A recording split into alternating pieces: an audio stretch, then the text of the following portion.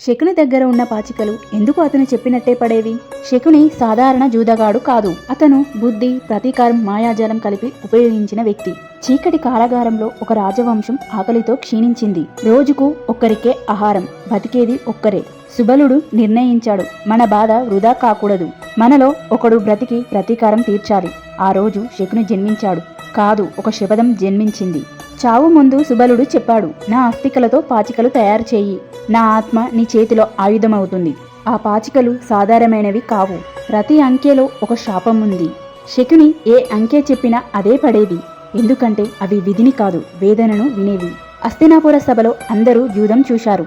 కాని శకుని మాత్రం మానసిక యుద్ధం ఆడుతున్నాడు. అతను కౌరవులకు సహాయం చేయలేదు. అతను రాజ్యాన్ని లోపల నుంచే కూల్చేశాడు. న్యాయం మీద పెరిగిన కోపం బుద్ధి చేతిలో పడితే అది అగ్నిగా మారుతుంది. ఆ అగ్ని కుటుంబాన్ని కాదు, చరిత్రనే కాలుస్తుంది. ఇదే మహాభారతం. ఈ వీడియో మీకు నచ్చినట్లయితే లైక్ చేసి కామెంట్ చేయండి. ఛానల్ని సబ్స్క్రైబ్ చేయండి. Thank you for watching.